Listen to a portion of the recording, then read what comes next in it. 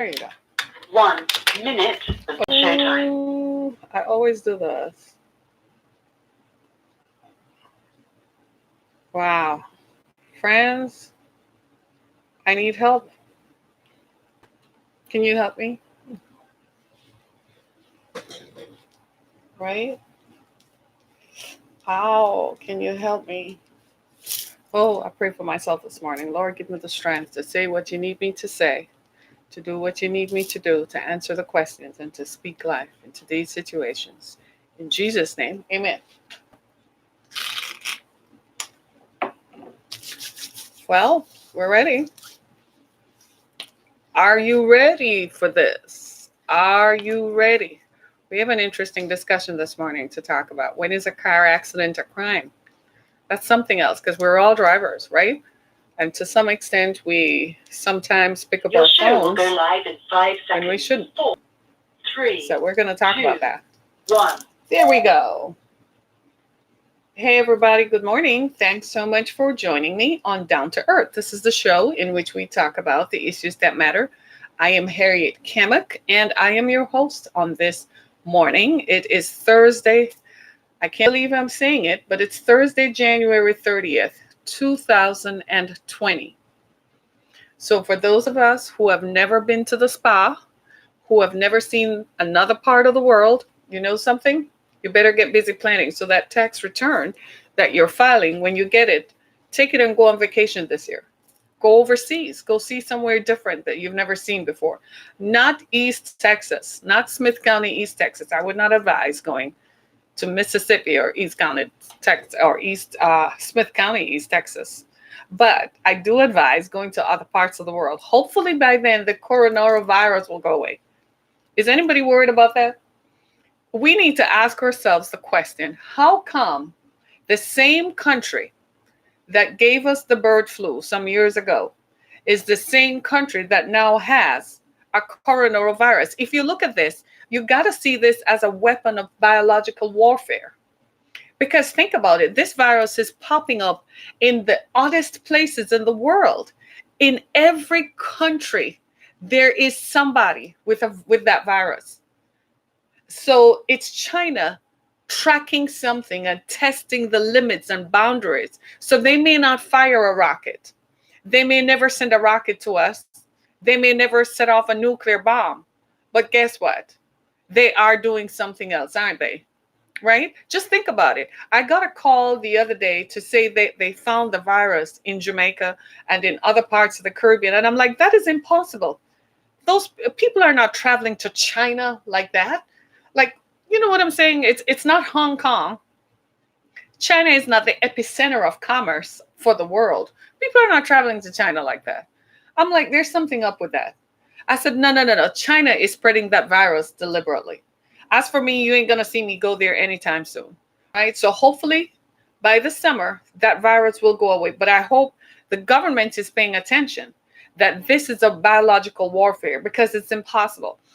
I was watching an interview with Bill Gates. I think it's up on CNBC. If you follow CNBC on Twitter, they have an article that showed in 2018, Bill Gates said that we are not prepared for biological warfare. He said we're not prepared for pandemics. That means epidemics that become pandemics, right? Coronavirus is an epidemic. It apparently is something that if you even are within 50 feet of it, you get it. So let's say you go to work like this weekend, it's a Super Bowl in Miami. Do you know how many people are going to be at risk or who could be exposed to just one person sitting in one part of the stand having the virus, right? That is China at work. And the problem is we're not prepared because we don't see it as a problem. So we don't have mass centers for, antibiotics or other sorts of treatments that this would require. We're not prepared because we're not focused on it.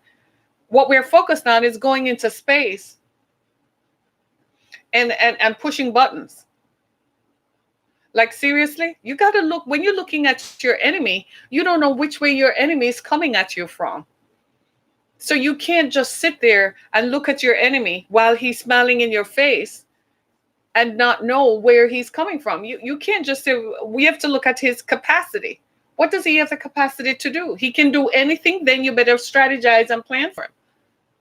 You see where I'm coming from? This is something to behold. It just keeps getting worse and worse and worse. Pretty soon we'll all have to be inoculated because you don't know who you're touching. You go to the mall, you go to the store, right? You go to work, you go to the coffee shop. You don't know. This is China spreading their virus. That's it. That's how I feel about it, right? That's how I feel about it. That's my take on it. So anybody who is listening, it's time for us to step it up because that's what they're doing. And while we are distracted, that's your enemy. Your enemy always catches you at your weakest point. While you are distracted, I want to know who's running the government while they're focused on impeachment. I want to know who is paying attention to the issues that matter. There is a virus out there that is likely to cause grave harm to a large group of people. And we don't know anything about the virus, so we don't know how latent it can be. So even if we contain it with the people whom we brought back, the diplomats whom we brought back, what about how long can it stay in your body while you're quarantined? We don't know anything about it, right? We don't know. I'm so off with China because they never quit. They're like the Russians, while we're sitting here moving on and living our lives, and whether you want to throw a guy out of the government or whether you don't like him or not, or whatever, he doesn't do what he was elected to do, while we're focused on just being Americans and just doing what we do, they never forget that they're not the major world power. So their job is to always find us at our weakest point and try to unseat us at being what we do. That's what I don't like about them. They're sneaky. They sneak up on you and catch you unaware because they're always plotting to get to you. And they will get you when your pants are down, when you're like, really? I really just sat down and took a break. That's your enemy, and that's China and Russia. They never quit because to them, world power is everything, and perception is everything. Putin wants to be the number one guy in the world and the one who is perceived as having the most power.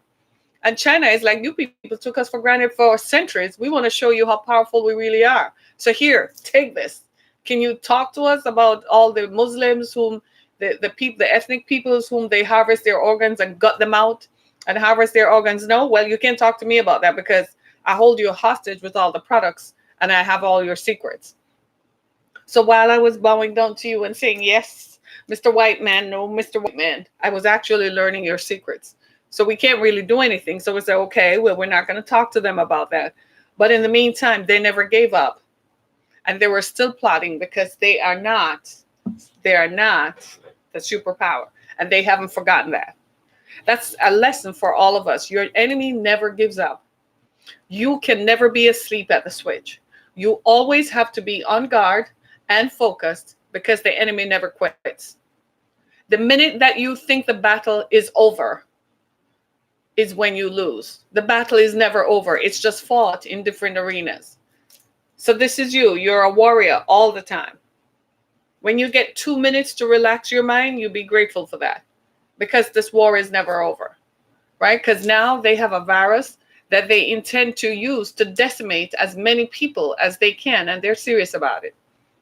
And they're getting away with it because we're not doing anything about it. Because we were like, oh my God, I didn't see this coming. You were focused on launching rockets and launching a space air force. Are you freaking kidding me when you can sit here on Earth and launch rockets? So why you need to go to space to do that? You already have the space station. That's what that is. Do you see what I'm saying? So they're looking at us and shaking their heads and laughing because we look like we don't have it together, right? In the meantime, they're catching us at our weakest point. You still have a lot of people who do business with my country. So we're going to get a virus to you and see what you do. While you're worried about space, let's see what you do with that. And here we are, ladies and gentlemen, with China having a virus that they're spreading to the rest of the world. Yes, Mr. Chinaman, you heard me, right? So I'm just saying, y'all, So in the meantime, the Super Bowl is in Miami. And what a beauty. It could not go any further south. Any further south, it would land in Cuba. Key West. right? So they're having a good time down there because the weather is good. So we're looking forward to a really good Super Bowl, at least a chance to not think about anything. Ironically, the Super Bowl will be like 7 days since Kobe passed away. So it's going to be kind of bittersweet. Yeah? You're not, because it's not something you can forget. And a lot of people say, well, you didn't really know him, so why does it bother you? Well, you know how that is, right? If he's like a family member, just like when you lose, when someone, whom you like dies, you feel like you've lost someone whom you know, right? So it's still Thursday, and we still send love and peace and healing. But in the meantime, we need to be aggressive about this virus. We don't know who is who. We don't know what happened. So follow the updates from your local health department and ask what they're doing about it. Because I'm pretty sure that it's here, especially for us here in Southeast Michigan. We're so diverse. And because of the presence of the auto industry, we have a direct pipeline all over the world, right? So we need to know. So wherever international trade happens in whatever state you are, you're at risk. Believe me, you need to find out, right? So today on our show, we're going to talk about when is a car accident a crime? When is a car accident a crime? You like my shawl? It's teal and tiger today, right? So it's tiger print and teal. So it's Wear Teal Thursday, but I kind of included the tiger in it because I didn't want to put a sweater on because I am in rebellion that it's still cold and I want to wear my tank tops. Okay, are you with me? So I'm kind of like, I still have to wear a sweater because it still feels chilly, and I don't like the heat. The heat dries out my eyes, my nose, my skin. So I keep it down really low just to barely, and then I start shivering and I have to wear socks. But I'd rather do that than put on a whole lot of clothes. I'm one of those persons who like to walk around my home like it's still summer outside, tank tops and all. And people are like, are you nuts? It's winter, right? I guess I haven't given up the summer child thing, right? And the tropical in me still peeks out a little bit. Oh, one other thing too. We did. You all saw where we talked about Mississippi prison inmates were dying? The governor of Mississippi has decided to close a section of Parchman Prison. Remember, we talked about Parchman Prison, where that was set up to facilitate Jim Crow laws after slavery and Reconstruction, and they decided they weren't going to let Black people go free. They were going to lock them up randomly, especially if they caught them trying to leave the state. Well, that's why Parchman Prison was set up, and it continued to this day. So the governor of Mississippi has decided that he's going to close it because there have been too many inmate deaths in Parchman. And a lot of it, Mississippi is the poorest state in the country. A lot of it stems from they lock people up for owing a debt in Mississippi. The governor of Mississippi needs to do some more work. I admire him taking this step, but there's still a lot more work need to be done to make sure. And he's still the same governor who said that it's going to be Mississippi will be dark for 1,000 years if a Black man is elected as senator. I don't know about you, whether you are Black or white. When you hear stuff like that, it must concern you. Even if you are white today, and you hear a governor say it's going to be dark in a state for 1,000 years if a Black man is elected, I suspect that he's already in his late 50s to 60s. That's going to happen in his own lifetime. He will live to eat his own words. But that's something, when people say stuff like that, you've got to ask yourself, they are regressing in the past and there is no glory there. And if they don't move forward in the future, they're actually holding the citizens hostage. Mississippi is known for locking people up for owing a debt and forcing them to go to work for private employers, private industry, who enjoys the slavery. It's modern day slavery, using people and paying them less than nothing and claiming that they're paying the Department of Corrections for people who owe debt. Mississippi is a sick state. There's something very wrong with their mentality and with the way they govern, and it's time for something to be done about it. The people there are very poor, have no access to anything, and are afraid of the enforcement of the law. Their laws are draconian. and the enforcement of it displaces people. Mississippi is a sad state to be. They're in a sad state, and it's a sad state. So even though the governor says he's going to close a part of Parchment, I'm not giving him a hand clap, because he needs to do more. He needs to erase the debt collection laws that imprisons people. That's what he needs to do. Then he can come and say, oh, well, I'm doing something to change the state. Not when you declare that it's going to be dark in Mississippi for 1,000 years if they elect someone who looks like them and sounds like them, who is not part of the Jim Crow aristocracy and the Jim Crow heritage. Come on now. This is why, anyway. Anyway, so when is a car accident a crime?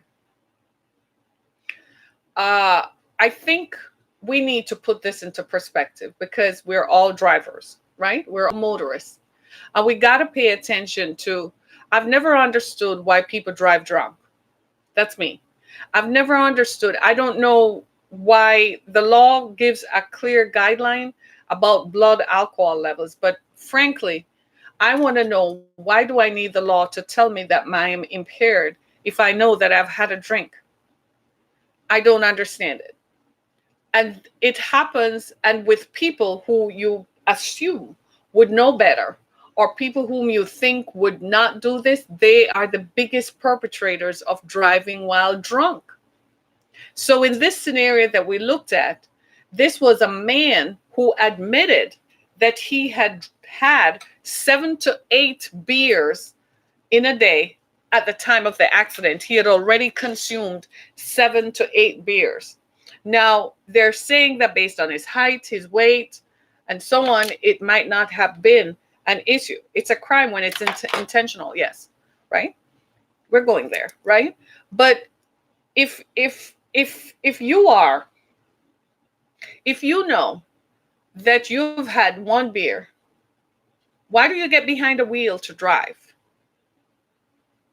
A lot of people drive while they're buzzed. This is why the law enforcement community is saying they don't want marijuana to be free across the board unless it's medical marijuana, show me your card kind of thing. And people are still, because people think they can smoke in their cars and drive, but that's driving while drugged. It's just as dangerous as driving while drunk. If you are impaired in any form, why do you get behind the wheel of a car? I don't know. I don't drink, and I've never in my life drink to the point where I'm going to be impaired that I don't know what's going on. I guess I have control issues. And if I'm not in control of myself, I don't want anyone else to be in control of me, because the last time that happened, somebody almost beat me to death, right? So I have issues with control, right? And handing my personhood and control over to a drink.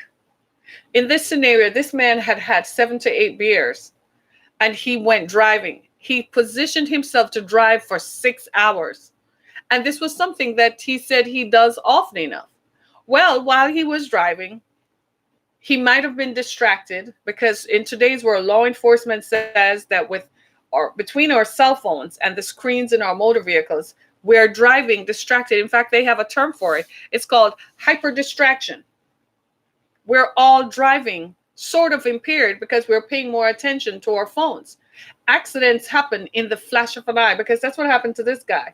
He said he saw something out of the blink of his eye, and before you know it, he was on top of a Ford Focus. He killed this young girl who was 20 years old, who had her whole life ahead of her. When the cops showed up, they determined that they didn't give him a field sobriety test, even though he confessed to having had a drink. They did not give him a field sobriety test, believe it or not. They said he didn't look drunk. His eyes were not glassy. He didn't have slurred speech. He was conscious. After they got him out of the vehicle, he was driving. So they ruled the accident an accident. But the young girl died. Her family were not satisfied. So they pursued a case against him. Well, in the ensuing months, what happened was the Smith County District Attorney, and this is East Texas, so you already know how they are down there. They're as rabid as any law enforcement agency could be. So you don't want to get in their crosshairs because you're not going to win. So the family of the young lady who died, they took the case to the Smith County DA, who already had issues. He was packing already for anybody. And they configured a case against the defendant. I was with them up until I discovered that one of their witnesses lied under oath. She lied. She said the man had been there that day when he was never even in the vicinity. She said he used his credit card. When he had filed for bankruptcy, they couldn't use credit cards anymore. They were using cash. Their witness for the prosecution lied under oath. So they convicted the man and gave him 10 years. His wife began the appeal, and she started listening to the tapes of the case. And in reviewing it, she said, some things don't add up. And in reviewing it, she filed a grievance complaint with the state bar against the prosecutors in Smith County. And guess what? They won. They eventually won. They protected themselves. They eventually left and went into private practice because the scandal was too much. But they put a witness on the stand and held back exculpatory evidence that would have shown that the girl was lying. They held it back. They got it, but they didn't present it to the judge. So the judge, the DA, and everybody was mixed up. I guess everybody was caught up in the angst of the young woman's life being taken, or they were just ardent about pursuing justice one way or another. They just want to be seen. They're pursuing their own agendas. Because that judge ended up being on the high court in Texas, right? So he was already looking for his next level. So he was looking to make a case and a reputation. You got to be careful when you get in the crosshairs of people who are looking to make a case and build their reputation on your demise, build their reputation on your mistake.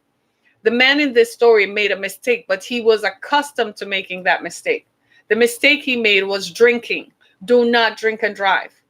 He drank, and then something happened, and he thought he saw something out of his eye. So according to the law says you're intoxicated because you don't have normal use of your mental and physical faculties. Isn't that reasonable? That's very reasonable, don't you think? We're all nodding our heads like, absolutely. If you don't have normal use of your mental and physical faculties, then do you really know what's going on around you? Probably not. Well, that's exactly what happened to this guy. So he thought he saw something out of the corner of his eye. He later said it was a deer, but the traffic cams didn't show any deer running around there. So what did he see? He was distracted and he was impaired because he had had 7 to 8 beers. So he didn't have normal use of his faculties. Is that a crime? Hell yes, it is. It is a crime. Someone died. That's what makes it a crime. Now, the law is clear, right? It says that if it's intentional, in other words, if you're driving down the street and you're using your vehicle with the intention of hurting someone, that clearly is criminally negligent homicide, clearly. But if you are driving impaired, but it's not enough to read on the spectrum of blood alcohol levels, is that still a crime? Hell yes. If someone died, if you just hit the car, then insurance is going to pay for the expenses to repair the vehicle or replace the vehicle. But life is neither repairable or replaceable. So if you are driving and you hit someone, you are criminally negligent. I am just saying, when we get behind the wheel of a car, put the phones down, put the screens down, and definitely don't pick up the bottle. Like this Sunday, get off the roads. Because after the Super Bowl, everybody will be buzzed. And not only will they be buzzed from alcohol, they will be from drugs. You know who else will be out there with us all? The cops. They're going to be out in full force because somebody has to protect the unsuspecting child or mother or father who is just going home and is not drunk, but some crazy dude, some crazy girl somewhere is so impaired they're driving unaware. It's just like you read these crazy stories of people who are drunk and who get behind the wheel of a car and end up on the wrong side of the highway and end up on the wrong ramp the wrong side of the ramp. And you're like, how in God's name does that happen? It's time for us to start taking the keys from people. And if you're a bartender and the operator of a bar, and you know you are selling liquor to people who should not be drunk, who should not be driving, you should be held criminally responsible as well. At least bring a civil suit against them so they will stop. This man had been with his friends at the country club. That was not the only place he drank that day. He had one too many all day. He had been driving, and I guess he was living the life or whatever, which just tells me that he's careless. He was only 40 years old. He was just emerging from his 30s. So I guess he's feeling his power and is unaware of the consequences of his actions, or probably feel that he's sufficiently financially stable so it's a buffer between him and anything that could happen. I don't know what his thought processes were. All I know is that a 20-year-old young woman died, and her family have lost her forever. She will never get married. She didn't even graduate from college yet. She will never have children. Her siblings will never have her again. Her parents will never have her again. That's all I know. Life is not replaceable. So we have to be aware of the law. Now, you shouldn't really have an intersection with the law, because you don't place yourself in a position where you drive while impaired. As much as I feel for the wife of James Fulton, as much as I see her pain, but at the end of the day, a 20-year-old young woman lost her life because your husband was driving impaired. Now, the police chose not to give him a sobriety test for whatever reason. I don't know. They felt that he was not sufficiently disabled by the driving. But if somebody confesses that they had had 7 or 8 beers, there's no way that I see drive up and see you have an accident and don't think that alcohol didn't play a role in that, right? The cops will tell you that sometimes when they go to the scene of accidents, they can tell if the person was texting while driving. Distractions. Well, in this case, he was clearly distracted because he thought he saw something out of his eye. He might have been looking at his phone. The young woman, to one of the witnesses, also said that the young woman, when she pulled up to the light, was also on her phone. We're all culpable. Traffic lights and traffic intersections are dangerous places. I tell my children that when they approach a traffic light and the light changes, don't be the first one to speed up across, because somebody could be late coming through and still speeding and cause. I'm like, before you cross an intersection at a traffic light, look both ways before you drive off. I am just saying, because people are crazy. They'll be coming through that light and it's flashed red already, but they're still coming through because they got to get to where they're going, and they don't care what happens to the next person. Well, it's the same thing when you drive while impaired while drinking. And it's fortuitous that we're having this conversation because it's just a few days before the Super Bowl. And hopefully this is a conversation that you will remember. Because the fact of the matter is, we're all responsible, not just for our conduct, but for those whose lives we impact.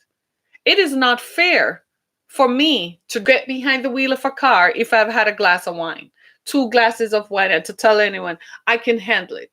It's not fair for you to get behind the wheel of a car after you've had a shot of tequila or whatever is it that people drink. Beer, Corona beer? I don't know, right? It's still not fair. Because when you kill someone, when you're driving and your impairment and your impaired driving causes the death of someone else, that life is gone and snuffed out forever. You have irrevocably changed the course of other people's destinies and life. It's not fair. I suspect the man in this case, James Fulton, he got out of jail. He did get 10 years and his wife appealed it. And the appeal stood up because of the witness who lied, right? The prosecution did not disclose that they knew that what the witness claimed to happen didn't happen. So the wife won it on appeal. But that's not going to be the end of his story. He has to live with the guilt for the rest of his life that he killed someone. And he knows why, because he had had 7 to 8 beers that day. When the cops stopped him, he did confess that he had had a few beers, but their ceiling for drunkenness must be so high because they said his eyes weren't glassy. So they're so accustomed to seeing people drive drunk that they know. And I know there are cops in my who listen to my podcast. I know there are cops there, and you gotta you have to put yourself in the shoes of the people who survive these things. You gotta the people who have to show up, the first responders who show up, and the families who have lost someone. That young woman had a loving family, right? Her family members mourn her because they she was valuable to them. I suspect if your life is valuable to you too, guess what you won't do? You won't drive drunk. You won't drive buzzed. You won't go get high and drive. People, can we just be more conscious of others? Even if you don't feel responsible for yourself, can we at least just be more conscious of others? Can we sort of make it so that you're a little bit more empathetic? I simply don't get it. I need someone to help me understand this. So, this is Smith County, East Texas, and it's the rise of the South, and they never really got over not having slaves, right? They still find a way to be draconian in their laws. They still have that slavery mentality, that enslavement of people mentality, that makes their laws so draconian that they still exact punishment, even when one kind of punishment is enough. They still kind of bring the full weight down on people. The people in the South who are the leaders in the South, the political and civic leaders, probably need to go on vacation and go to a spa a little bit more often. Perhaps do a little yoga more often. It will take the brunt off, yeah, and relieve some of the stress that they feel that they have to win for their ancestors who had lost because of slavery. When slavery was repealed, they felt like they have to make it up to their ancestors. So that's got to be the reason why. Let me just help you out a little bit. Abraham Lincoln didn't free the slaves because he was a nice guy and he was a nice white man. Abraham Lincoln freed the slaves because he needed the slaves to go beat the South and win for the Union Army. Let's just be clear. He didn't free the slaves because he thought slavery was an abomination to humanity. He needed freed slaves to go to join the Union Army so they could outnumber the Confederates in the South. Let's be clear. So for those people who keep saying Lincoln was a liberator, nah, he still didn't see black people as equals to white people. He didn't see black people as valuable. So you all need to cut that out. Okay? Let's just put it what it is. We have the benefit of history now. So when you read it, you need to read it and read all of it so you can form an opinion based on the facts, not on some emotional situation. Because often that's what we do. We attach emotion to it because we want to believe that everybody is not bad. Well, there are people who simply don't agree with you or they don't value you.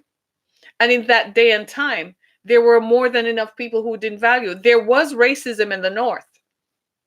They just didn't use the Jim Crow laws of the South to perpetuate it.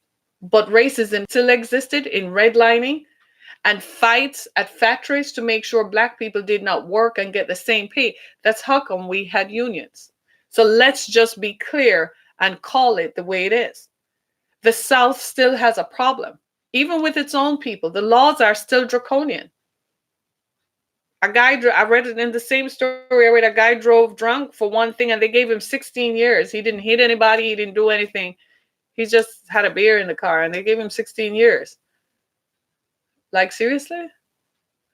Do you have discretion? Right? And so we need to have this come to Jesus moment about our own culpability in some of these vehicular traffic incidents that occur. We shouldn't go through on the yellow because it's going to flash to red. There might be a cop right behind us. So you're going to get a ticket. We shouldn't drive while we are buzzed. Why do we still continue to do it? I don't know who this message is for, but it's for someone. And you probably do it all the time. Just recently, at the beginning of this year, right here in Metro Detroit, driving up the Lodge, somebody did the same thing. He came from some bar downtown and went the wrong way. He went north in the southbound lanes. He killed someone and continued driving, y'all, and hit another vehicle until they disabled him and pushed him over to the side until the cops got there. Did you hear me? He was so drunk he didn't realize he was going north in the southbound lanes. How? They're going down like phew at 70, 80 miles an hour. And you didn't realize that the sign you were reading said south? Seriously, impaired driving. Just a few weeks before that, something similar happened. A representative from Ann Arbor, she is a state representative, got behind the wheel of her car and drove from downtown Detroit on I 75 to Auburn Hills. People began calling the police because she was weaving in and out of traffic. Luckily, no one died. Do you know she drove for 3 miles with the flashing lights behind her? She drove for 3/4 of a mile with the flashing lights behind her. A few weeks before that, on I 75 just outside of Flint, same thing happened. Somebody got drunk and got on the wrong side of the freeway and killed innocent people, a woman going home from work. My God, do you see where it is? Let me give you some facts. In 2017, Texas led the nation in traffic fatalities. In 2017, Texas had a total of 3,721 traffic fatalities. Nationally, because of hyper distraction, we're seeing a 34% increase since 2010 in traffic fatalities. Distracted driving is the problem here. In Texas, the blood alcohol level is 0.8. I don't know what it is elsewhere. I'm just saying. I don't think you should have any blood alcohol in your blood if you're going to get behind the wheel of any kind of motor vehicle. I don't care if it's a Tesla-sized Cybertruck that Elon Musk claims is virtually indestructible and it's made out of titanium. I don't care. Do not get that. That probably is a lethal weapon that looks like it's going to kill somebody. I don't know what Elon was thinking, because remember they used to make vehicles out of steel and stuff, and when traffic accidents happen, used to kill people off, so they made them lighter, so they're more fuel efficient, but also they wouldn't kill people off so badly, right? So I guess he took all that into consideration. But drunk driving is drunk driving. Buzz driving is buzz driving. Driving while distracted is driving while distracted. How many of us have driven down the road and seen people texting while driving? And in today's world, our phones connect to our vehicles. And if you don't have this synchronizing thing going on, then you can sync it with an auxiliary cord. They still work. So that means your phone, you can answer the phone remotely, or you can wear a Bluetooth device. Because let's face it, life still happens, right? Your children might be calling you, your spouse might be calling you, your parent might be calling you, your boss might be calling you, your doctor might be calling you. Geez, right? But let's face it, that what about when you are not in collection of your full self? Because that's what happened in the story. I guess the county prosecutor was trying to say if he had been in total if he had total total connection with his faculties and had total control over his thinking and his thoughts, then he wouldn't have been distracted and he would have seen the young lady coming. She was not, and here's the sad thing about it. She was not wrong. She was not wrong. She wasn't driving drunk, she wasn't wrong, she wasn't doing anything. She was actually, her family were actually waiting for her at home to come home and have dinner. So she was not wrong. He was. And the intersection where it happened is an intersection renowned for causing traffic fatalities. We have these things all over the country. And for some reason, local municipal authorities are reluctant to do things about specific areas in their community where traffic fatalities frequently occur. There's usually a very good reason for it. Lord God, just fix it, will you? After she died, they did put up some barriers to slow it down the traffic as it passes through that intersection, but it was a little too late. Would you believe that 2 weeks after she died, there was another accident there with a man, a 70-year-old guy driving his Corvette through it, probably feeling himself and stuff, and driving through there, he lost control of his vehicle in the same intersection. Probably pressed the gas and it took off, and he didn't expect it. I don't know. Have you ever been in a Corvette? I have. It's pretty scary. I don't like, like I said, I don't like things that I'm not in control of. And I don't trust motor vehicles. I don't care how you advertise it and say it is the best thing since sliced bread and so on. To me, stuff happens. So I don't rely on them. I see people driving their vehicles as if they actually believe the salesman when the salesman told them it can stop on a dime. And I'm like, did he tell you when it stops on a dime that it's going to spin several times? Did he tell you that it's icy, it's going to still spin on ice and veer to the left? Pickup truck drivers all over the country are the most aggressive drivers ever. They tailgate people. They push people over. They squeeze in between because they actually think their vehicles are virtually indestructible. And I'm like, dude, if you really slap your vehicle real hard, it's going to dent, right? But they actually believe the salesman who tells them it has so much horsepower, it can do this. It's a motor vehicle. It's the skill of the driver that's going to avoid anything. And you're not Mario Andretti or Dale Earnhardt. And you definitely are not Richard Petty. So, and you're not on a closed course. So take it under advisement. So when the salesman is telling you that this car is virtually indestructible and you can do this, you need to understand he's selling it to you to make the sale. That's not really how it works on road conditions. And that's not how it works in the twinkling of an eye. I really feel for the family of this young lady who's 20 years old because she's never coming back. The accident took place in 2017. So this year in December will be exactly 3 years. So it will be 3 years. She never came back. They eventually settled a civil suit for $1 million, but I think they want her instead of the $1 million.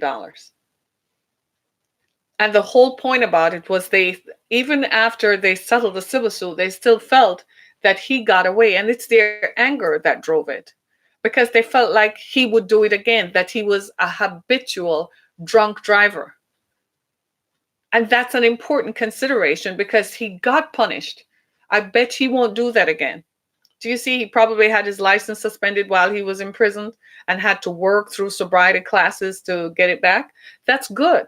We need those kinds of control mechanisms in the system because we can't just continue just randomly have people driving while buzzed. Ladies, stop drinking wine at lunch. Stop having a drink before you go home in the evenings. You're buzzed. I can tell you're buzzed because of the way you're driving. Stop speeding and believing that that vehicle is actually going to stop when you want it to stop. You don't know what kind of road conditions that can prevail. Right? I tell you, it's something I've never, thankfully, never experienced it. But every time I read a story about someone driving while drunk, I think that person is exquisitely selfish, is incredibly self-centered and selfish. How can you be so egotistic that you actually get behind the wheel of a vehicle knowing that your senses are impaired? And you deliberately destroy other people's lives. That's when, to me, it's a crime. A car accident becomes a crime, not only when you kill someone, but when you do it intentionally. You know where, to me, the intention lies? The intention is not that you intend to go out there and drive the vehicle. For me, the intention is you know you're impaired, but you still get behind the wheel and drive. Wow. That to me is when it is a crime. It's intentional. because you knew that somehow, if something were to happen, you were not in control of your faculties. It's just like that 30-second that you're driving and you touch the screen that is in front of you and you take your eyes, 2 seconds, you take your eyes off. To me, people do these things all the time, driving while distracted. There's also a scenario I call having children while distracted. You ever seen people do silly stuff like that? You ever seen them walk up to the car with a baby and a small child? And instead of grabbing the children and putting them in the car first, they're paying attention to opening the trunk while the young child, the toddler, is walking around for a vehicle to run him over. And you're like, are you serious? Or my daughter saw an incident recently where she was in a public space and the woman had a seven, like a baby, a 2-year-old and a 4-year-old. And she went up to the counter and she left the 4-year-old with a 2-year-old in a day and era when people snatch children up and run away. You see them at the mall. You see them in all kinds of public spaces. They turn their backs. And then I don't know what happened. I just turned my back for 10 seconds. No, you were distracted. You weren't paying attention. Distractions, distractions, distractions. And then when we're caught, we're like, oh my God, oh my God. No, no, no. God ain't going to help you then. You're on your own. Because you should know, just like the rest of us, there are many people who do not drive drunk. There are a lot of people who get away with it and they continue to do it. And they continue to do it over and over and over again until something happens. I read a story, I think it was late in the fall last year, of a woman who was actually running for judge in Oakland County, Michigan. Can you dig it? And she was pulled over at about 8 o'clock on a Friday evening. It was summertime. So it was, because it was early fall, so it was still light, right? And she was pulled over because the cop said she was drunk. He didn't really know who she was, that she was running for judge or anything. She was just driving inebriated. So he pulled her over and sat her down in the county for a while to calm her down because she couldn't get behind the wheel of her car. And apparently she didn't want to call anybody or call any of her friends. Then they found out that she was running for judge. And she had the arrogance to say that her father is a judge and she'll be running for judge. And that the lowly cop had nothing to say to her. They parked her in the county. She was drunk. Her blood alcohol level was twice the legal limit. She was drunk at the switch and driving in an area where people are going home from work and people are going shopping on a Friday evening to go back home to their family. She was a threat. When people do stuff like that and something happens and someone dies, that's vehicular homicide.